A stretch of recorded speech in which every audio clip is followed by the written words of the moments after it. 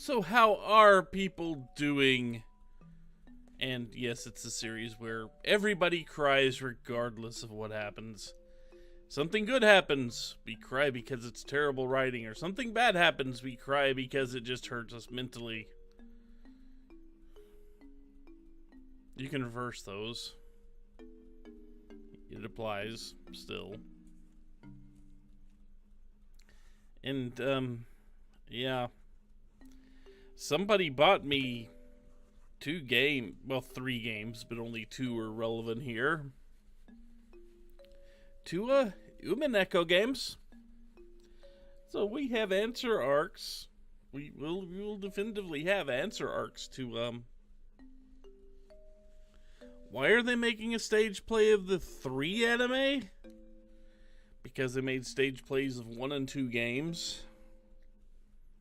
I don't know if they made a stage play of the 3rd one. I do not know.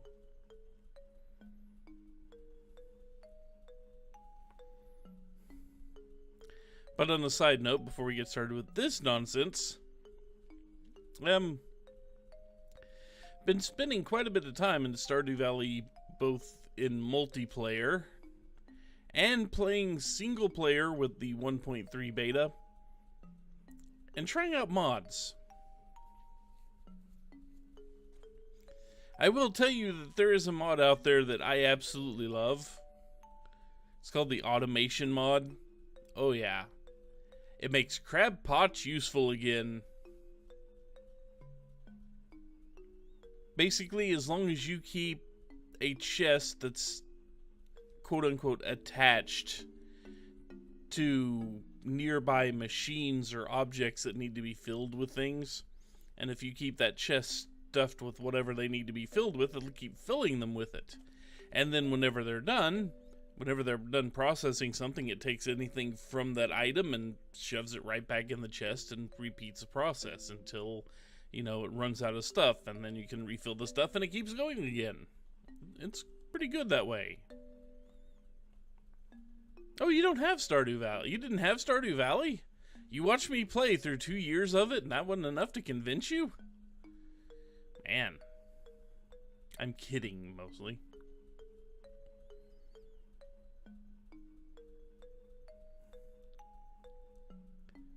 But there's that mod, and then there's another mod I haven't gotten to play with because the farm I started hasn't gotten enough resources to make the new thing. It's a tractor. Yeah, there is a tractor mod that basically you ride it around and it can act like any tool you need it to over wide areas. So yeah.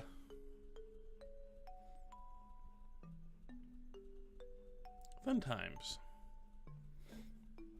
I want to see how hard, with that mod, I want to see how hard it would be to do certain things.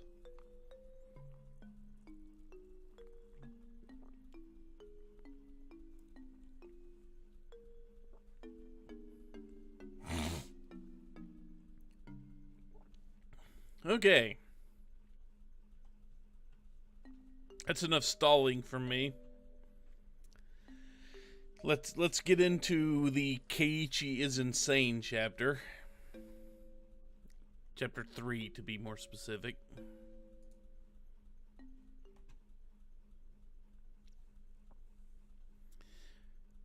So last time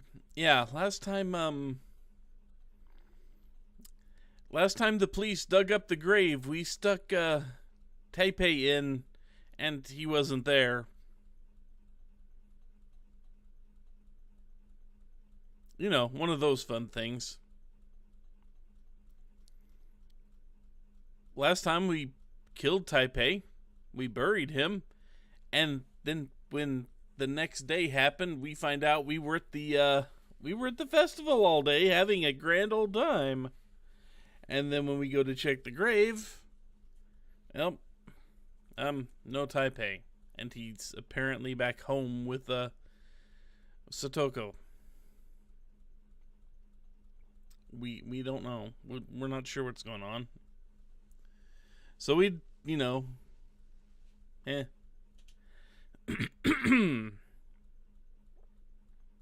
Something is stuck in my soft palate today.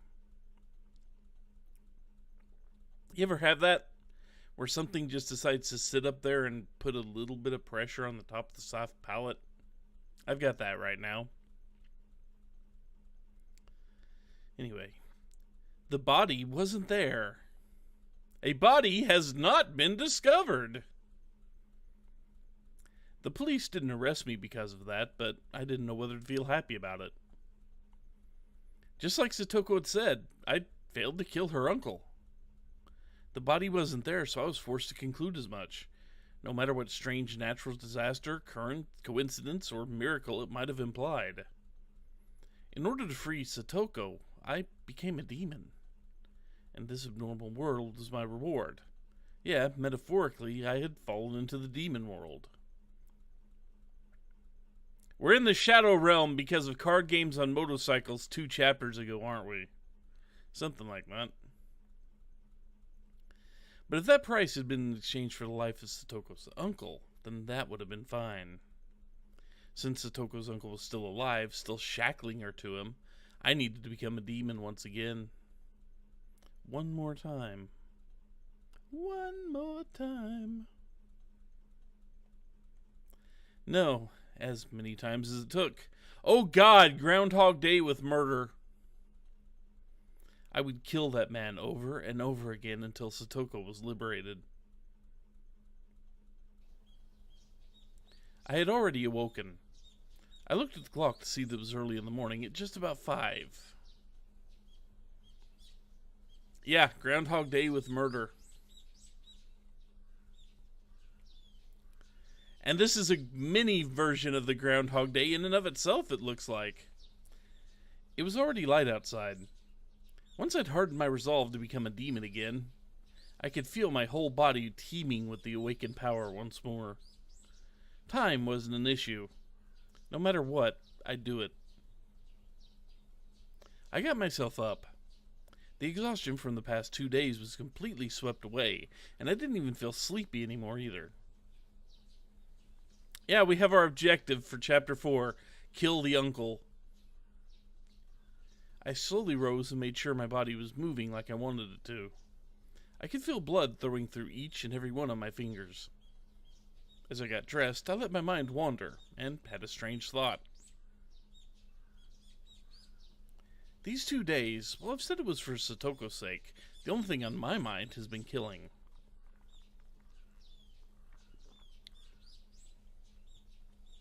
I've said it was for Satoko, but while actually carrying out the act, I had completely forgotten about Satoko, albeit only temporarily.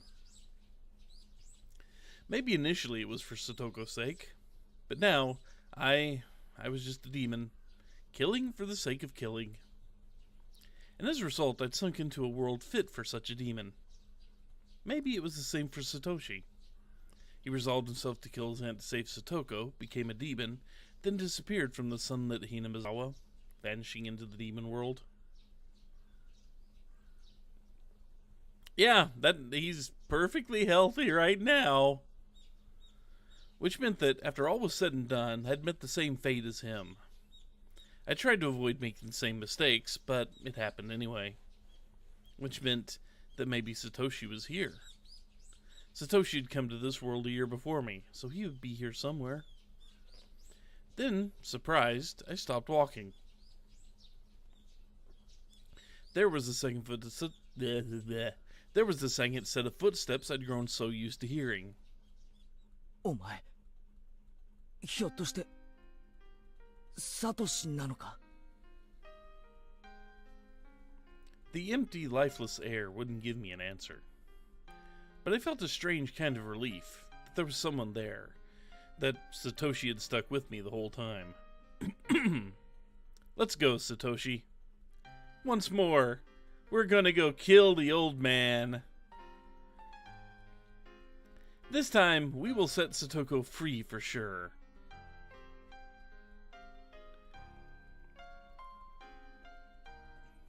Yeah, now we're talking to the footsteps we hear.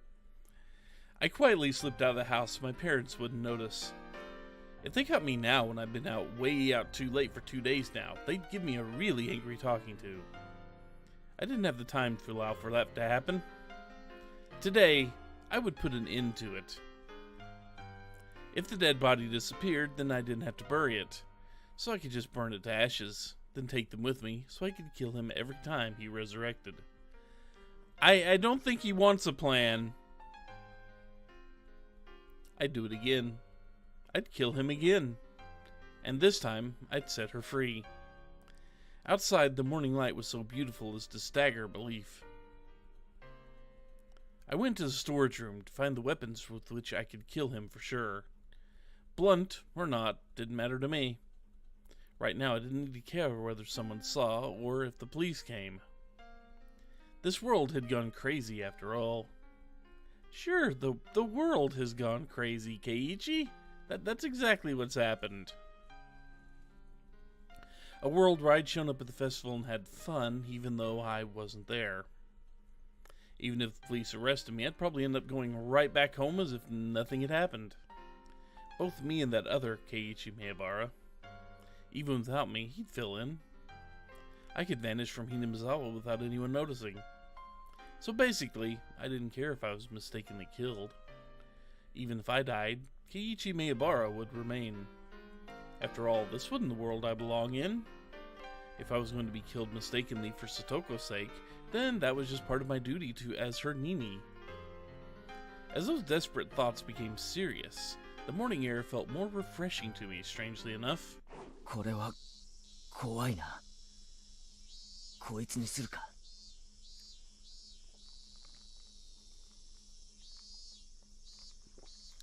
Oh good, we're grabbing the Reina knife. It was a hatchet meant for chopping thick firewood. Its hefty steel blade was sinister, almost as though it was a tool meant for killing people. I couldn't exactly take it out in public like that, so I wrapped it a little in some old newspaper and tossed it into the basket on my bike. 連日悪い用事に使ってばかりで悪いな。今日も頼むぜ。俺の足。I apologized to my bike for some reason. For the past 3 days, I've only used it for dangerous things. I'd been riding this bike ever since I lived in my old town. I could walk most places I wanted to go, so I hadn't used it all that much. My mom had bought it for me when I entered cram school, thinking it would be a convenient way to get to the station since it was far away. So I'd always used it to get back and forth from cram school. I'd only ever put textbooks and class materials in the front basket, too. I'd never tried to put a hatchet that I'd be using to kill someone in there. I mean, I only did that once a week, so it wasn't worth using the bike. Something like that. When I came to Hinamizawa, life finally felt fun. I met the best friends ever and had some of the greatest times ever. Those times might have been shattered now, but it was my greatest wish that I could get them back even if I had to risk my life to do it.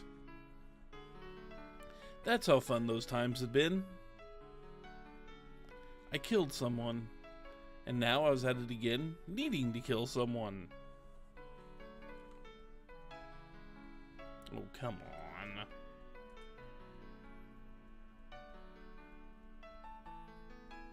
Murder was a crime, I state, as if I hadn't realized that this whole time. I didn't believe that people should ever think murder was okay. But still, the times I'd had were enjoyable enough for me to commit such a crime. My friends were irreplaceable, and the time spent with them a treasure. Hanging out, laughing, sometimes tricking each other, sometimes murdering uncles, but always in a friendly way. I didn't fear committing any crime as long as it was for the sake of taking back those times that gave my heart so much pleasure. Yes, this was a value I decided to uphold. It wasn't something I learned from a school teacher. No, we only learned about curry from her. It was a noble path that I chose for myself. I thought back to when I first come to Hinamizawa. about how on the very first day, Satoko had welcomed me via a blackboard eraser with a rock in it. That welcome really surprised the heck out of me.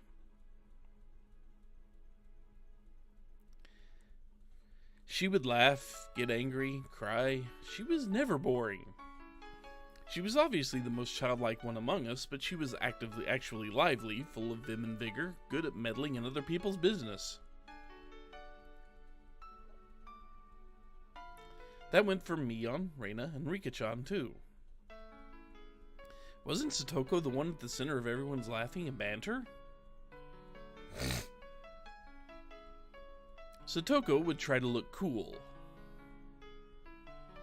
Then Mion would make fun of her endlessly. Then Satoko would cry, which would put Reina into a state of ecstasy. Rika-chan would be greatly delighted. And I happened to get mixed up in it. So many pummelings. We would always fool around like that. It was lonely when someone wasn't around, but if I had to name one for whom it was the worst, it would have been Satoko.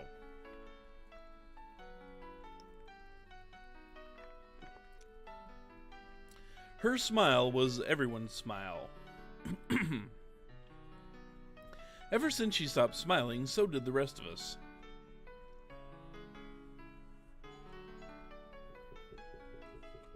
Hang on, folks. We are getting door. I get up to answer the door because someone was just literally trying to wear my doorbell and door out to get into the house, or at least get our attention. And Sir Pounce has taken the chair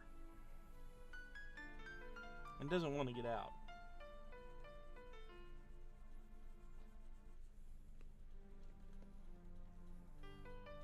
This usually makes you... There you go.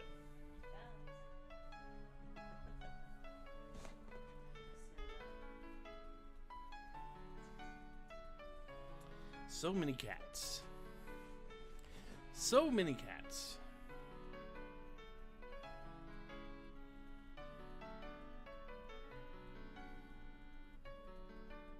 I'm about to close the door. You want in or out? There you go. Yeah, the doorbell rang and somebody was just pounding on the door. So, yeah. Sorry about that. Somebody was interested in buying a pretty much junk car I still have for sentimental reasons. Now I gotta go find the title again. Anyway.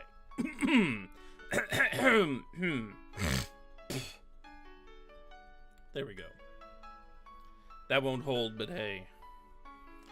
And for the rest of us, not smiling was the same as dying.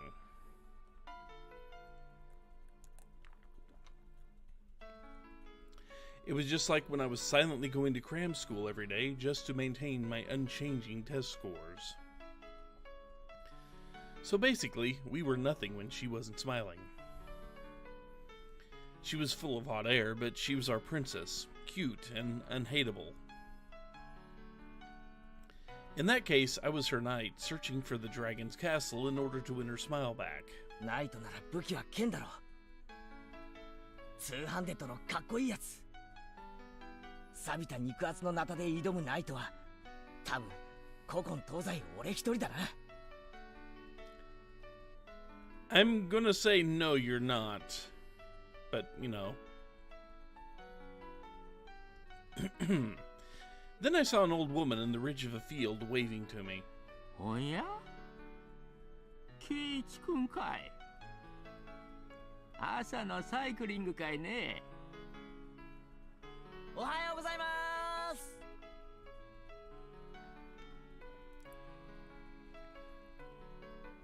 I reflexively waved back in a refreshing way. Should I really have been feeling so happy waving like that? Satoko's house would be right past this road, going beyond the rice paddies. The cicadas had woken up too, and the next thing I knew, I was the audience to their daily chorus. I gave myself a hit or two in the head, and drove away my merry morning mood. I took a deep breath, then tilted my head back, quelling my pointless excitement. The body wasn't there. Yeah, being a murderous kid, we are now popular with the town. Its absence either meant my killing him had been an illusion, or that I'd killed him and he'd risen from the dead. If I was at the festival, then maybe I should have considered it an illusion. Coach probably thought that way, which is why he treated me like a lunatic. But it being an illusion was just impossible. I'd killed him without a doubt. Without a doubt! If that had been an illusion, then that would make all of this Hinamizawa I was in right now an illusion. If that was the case, then here's how it would end up. I was actually in a vegetative state due to a traffic accident, and I was currently dreaming in a hospital bed about how great it would be to spend time with friends and rice paddies like these. That was a terrifying thought, though. If this was an illusion, then the only possible answer was that he'd resurrected. It would make him a literal monster. But if he was such a monster, then I was no less a monster myself. I didn't hesitate to kill someone, and I could even manipulate curses. Takano-sana died probably because I'd cursed her. Yeah, kinda like the end of the last chapter, huh? Interesting that. Or maybe that was a little much. If Coach Inuishi died too, like I'd cursed him to yesterday, then I'd believe it. I almost forgot we had that scene with Ire in it. I almost forgot we had that whole scene where he tried to drug us and put us in a mental ward. For a second there I said, what the hell did Coach do? Oh yeah. I set my bicycle aside and went to take a look. His motorbike wasn't here. Of course it wasn't. I sent it down to hell that night, throwing it into the Onagafuchi swamp. Or maybe, just like how the corpse wasn't there, maybe the motorbike didn't get thrown into the swamp either. The fact his bike wasn't here might have been because he'd gone to town and hadn't come back, not necessarily because I'd thrown it into the swamp. If her uncle wasn't around, then that was convenient on its own. Then I would just show myself in, wait for him to return, sharpening my hatchet. If he was there. Forgotten sensation came back to my gut. A feeling of tension rose within me. The sensation was like poison, dulling my actions, but it could also be the trigger to allow me to awaken to my superhuman, otherworldly self. I held the hatchet, still wrapped in newspaper. Its weight in my hands was profound, sinister, and reliable. I didn't know what time it was without a clock, but it was probably still a little before 7. Satoko would probably be awake, preparing breakfast and her lunch. But her uncle would probably still be wallowing in indolence. A guy like him probably would have stayed up late drinking and probably always slept till noon. I considered ringing the doorbell and having Satoko open the door for me, but if her uncle woke up at the sound, I'd waste my chance of him still being asleep. If Satoko saw me sneaking inside without ringing the doorbell, she'd be surprised. If I ran into her, what would I say? I've come to kill your uncle for you, so stay quiet. Nah, I couldn't do that. That'd be like making Satoko responsible for his death. Be quiet and go wait outside. Maybe that would do it. How would Satoko react to that? She'd probably try and get me to give up on killing him. I'd have to lie somehow to get her to go outside. Satoko didn't need to know that a murder was going to occur in this house. I didn't quite think of a good lie to tell her, but I couldn't do much just standing around like this. What? Whack at the door a few times. Here's Keiji! I made up my mind and grabbed the doorknob. Then slowly turned it and pulled. It wasn't locked. The gap between the door and the wall suddenly grew larger. The chain wasn't even on. The oppressive smell of life in Satoko's house hit me. At the entrance, there were a few pairs of shoes and sandals. I couldn't tell whether he was here or not just by looking at them. I could hear television on somewhere. The television was in the messy dining room. There was food scattered about the table, giving an impression decidedly different from a happy family's mealtime. Not always. Hinamizawa is the type of place that doesn't necessarily lock their doors. Meals were for eating food while thanking the person for making it. Meaning whatever occurred in this dining room wasn't a meal. Nobody in sight. I mean, just looking there, I see a pipe, a few beer bottles, cans of some other type of alcohol, maybe.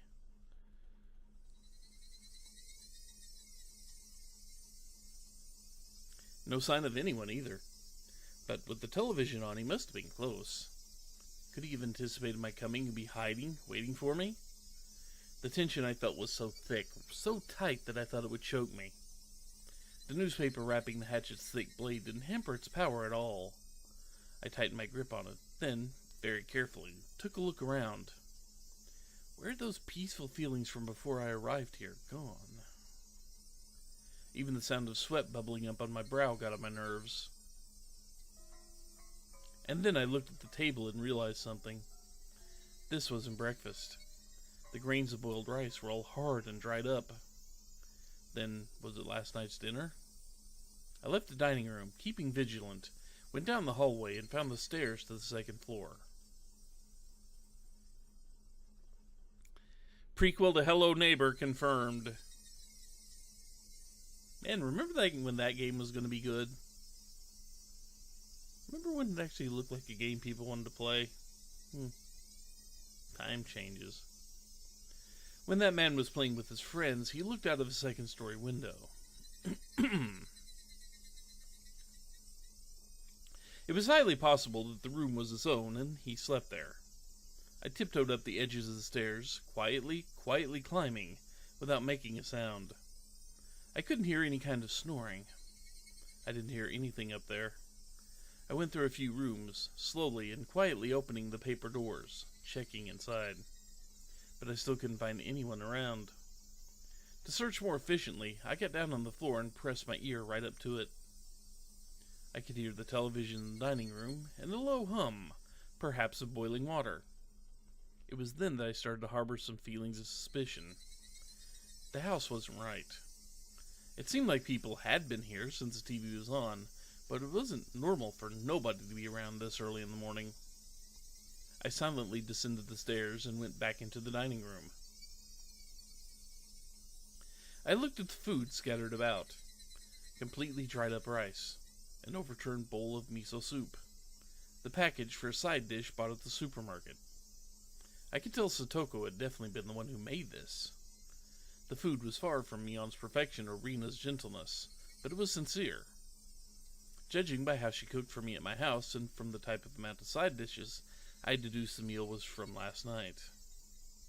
The number stamped into the food package read 83-620. June 20th, 1983. That was yesterday.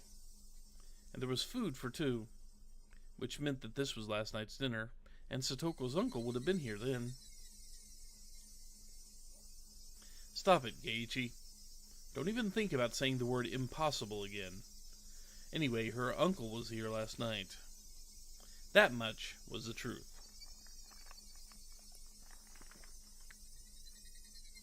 He had found fault with Satoko's food, thrown the bowl of miso soup, and flung the rest everywhere. Hidden deep within my feelings of calm and composure was lit a flame of anger and a curse. How's it going? Well, shortly after the start of the stream, an answer to a problem I've had for a little while may have popped up. We will see. Should I have ever shown this man any mercy? I heard the sound again. The one from before, like a water boiler. What was it coming from? The first floor? But where? The bathroom, maybe? I could hear the noise coming from the other side of the frosted glass at the far end of the changing room. What problem? I've had a car that doesn't run sitting in my driveway for a very long time now. And someone just came by and said they needed to buy it for spare parts. So, yeah. I'm going to spend part of this weekend seeing if I can dig up the title. So, a couple $100 extra in my pocket for a literally 25-year-old vehicle that doesn't work anymore. And they will tow it away for me. So, you know.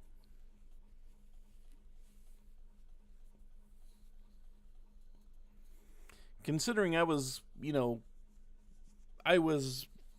fairly close to just calling up a scrapyard and saying, hey, I've got an old car you could tear apart for some 20-some-odd-year-old parts that are still mostly intact. If you will just pay to have it towed out, you can have it for free, was close to what I was about to do. But no, guy wants to actually spend a couple $100 and tow it out for me? I'm not about to complain. Even though I will have to empty out the trunk. The trunk has some good stuff in it I want to keep, like a good jack and such. But you know.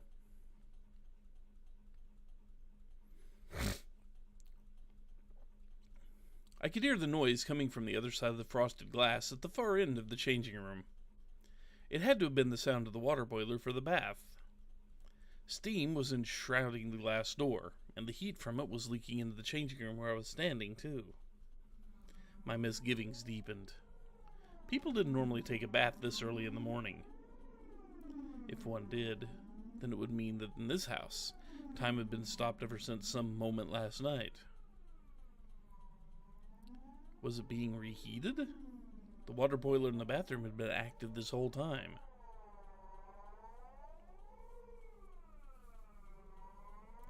The money would get put into the payments for the cat right now. I get the money and it would kind of pay off the medical bills the cat is racking up. I checked in a clothing basket and saw Satoko's familiar uniform stuffed in it. The uniform had stains and dried rice stuck to it, certainly not something she could wear today. It was probably from the miso soup at the dinner table yesterday. I looked hard at the frosted glass, but couldn't see anything through all the steam.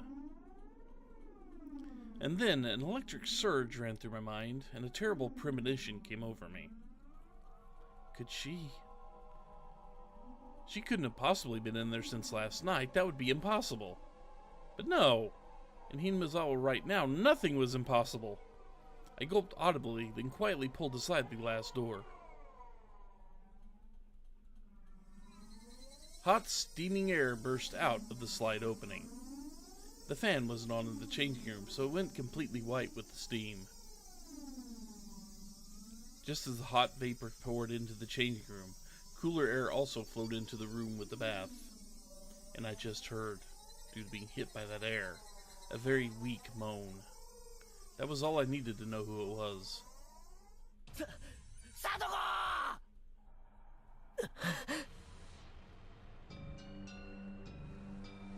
Satoko was in the bathtub, surrounded by a thick layer of rising steam. The top half of her body was leaning over the edge of the tub, and she was passed out. The water boiler kept on making a whistling noise, as if angered. I could see the glass flame through the small window. It was roaring at full force, completely blue. Satoko's entire body was boiled red and flaccid, as though her bones had melted away. She was almost like a doll as she laid there unconscious. I wasn't sure how many seconds had passed as I stared in complete bafflement. I came back to my senses and promptly shut off the boiler. Then I dragged Satoko's small body out of the bathtub. The water in it was as hot as the water in public baths. Was she in this boiling water for the entire night? She'll die. She'll die! Satoko's body was lighter than I expected as I laid her on the floor and wrapped her in a towel. I went back into the bathroom and opened up the vent, creating a path for a cool breeze to come through. Upon the breeze hitting her, Satoko moaned again. 大丈夫かサトコ俺だケイチだわかるか聞こえるか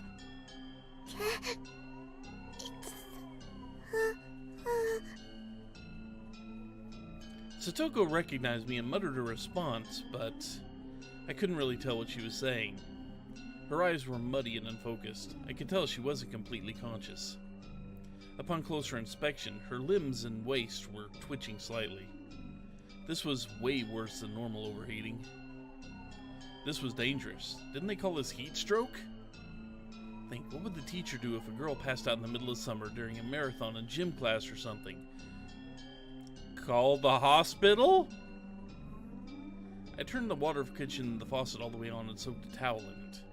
Then I took the cold towel and pressed it to Satoko's forehead. Satoko reacted harshly to the coldness and let out a muffled voice. For burns, right, you would soak the burn spot under running water.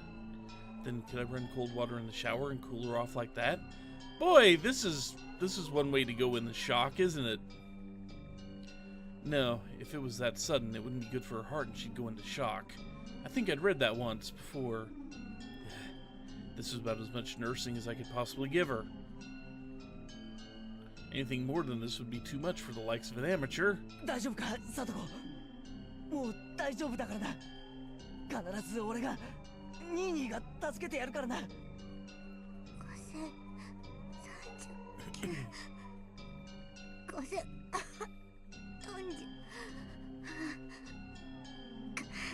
Why is she counting up?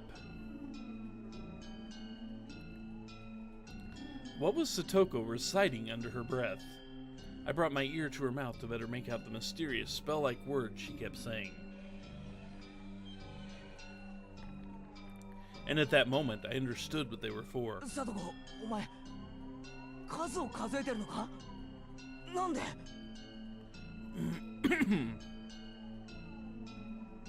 People tell little kids in the bath to count to 100 a lot, right? Satoko was counting like that. But 5,039? バカ野郎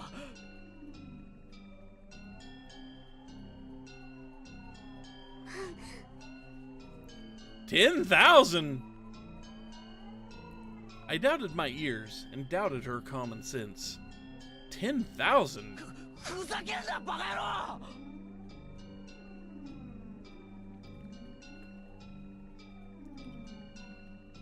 Yeah, that is going to require a lot of reverse engineering. Ooh boy, I'm glad that's you and not me trying to do that. I would go crazy. 1万なんて数えられるバカがどこにいるんだよ数えられるわけねえだろ 10,000. Keiichi? I know what you probably meant. I know what you probably meant by that, but I'm pretty sure anyone can count to 10,000. その前にユダって死んじまうに決まってんだろどうしてこんなことに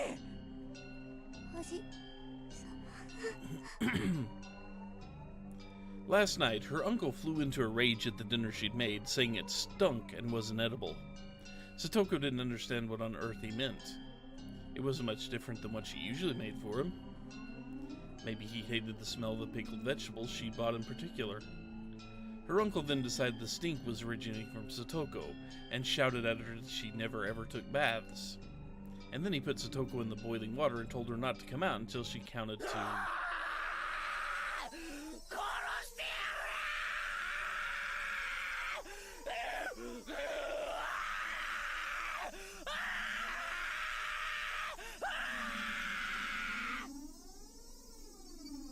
Beautiful! You know, I have a pet theory here that, when Keiichi was, you know, going home from burying her uncle, and he couldn't get out of the way of that car didn't see him and didn't actually slow down for him, so it hit him and killed him, and now he's in hell. That's my theory. I snapped and exploded. Raising the newspaper-wrapped hatchet, I stampeded through the house. I searched for anything. Traces, signs, smells, vibrations, heartbeats. With a war cry, I raced up the stairs with such force I could have stomped a hole through them. Yeah, let's leave Satoko's probably in urgent need of medical care self laying on the floor, wrapped in towels. And, let's go stomping off for vengeance, instead of trying to get medical care for Satoko. Let's do that. Then I found the futon in the room I thought to be her uncle's, and well aware he wasn't sleeping in it, I bashed it with the hatchet. Did he run into the closet? I'll bust the entire closet down, door and all. And if he's not in there, maybe there's a secret door. Any switches or levers in the walls here? I smashed into wall after wall with the hatchet, crushing them. Dust rose in the air and broken pieces scattered about the floor. I smashed all the glass windows too, for good measure.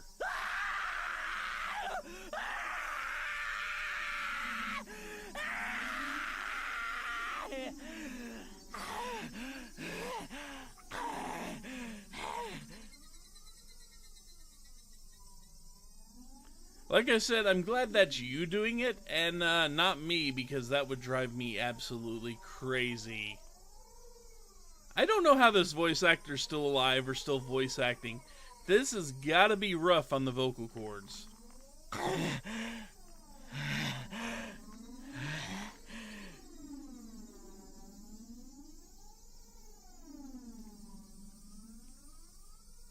After I destroyed everything beyond recognition in her uncle's room, my reason finally kicked in and suppressed my emotions. Anyway, her uncle wasn't in the house right now. I'd have to leave killing him until later. Right now I had to do something about Satoko. I went back to the changing room. Satoko was still lying limp on the floor. There was nothing more than an amateur like me could do for her. I needed to take her to the clinic. Coach had treated me like a lunatic yesterday and tried to lock me up in a mental hospital. I never want to see his damn face again, but I still need to go to the infirmary one more time. I need to have a doctor look at Satoko. I thought about putting her in a dirty uniform laying in the laundry basket, but I had no experience dressing someone, so it'd be pretty difficult, not to mention very painful for someone with that many burns all over their body. Shit. I don't have time to be wasting here. I eventually gave up on clothing her and decided to carry her in her bath towel. The clinic was close to Satoko's house. It'd be way faster to carry her there than to call 119 and get an ambulance. In 1983, was there a 119 number? As I don't recall 911 being instituted in the US until much later.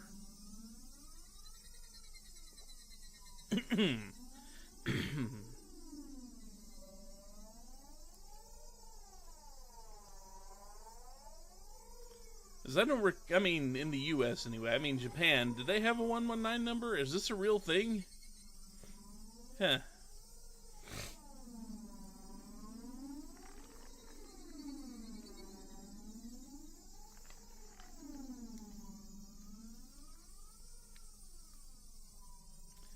I threw the biggest towel I could find over her and prompted her to stand. 立てるか。俺が診療所までおぶって行ってやるから。ありがとう。ですわ。Her words sounded clearer than before. She was starting to come back. I cried tears of relief just knowing she'd improved even a little bit. Satoko turned over so she was lying on her face, and then put up a weak struggle to get up on a knee. I smoothly swept her up and put her on my back. The towel I put on her seemed like it was just about to fall off. バスタオル痛い。すぐ着くから。しばらくの間だけ我慢してろ。It didn't hurt one bit to carry Satoko. She was light, too light, and probably severely dehydrated if nothing else. The lightness actually made me uneasy. Outside, it had gotten hotter, as though eager to attack Satoko. Fucking cicadas. Why did I have to choose this morning to get so hot out? I didn't have time to swear at them. The clinic was this way. Hoisting Satoko on my back, I broke into a trot.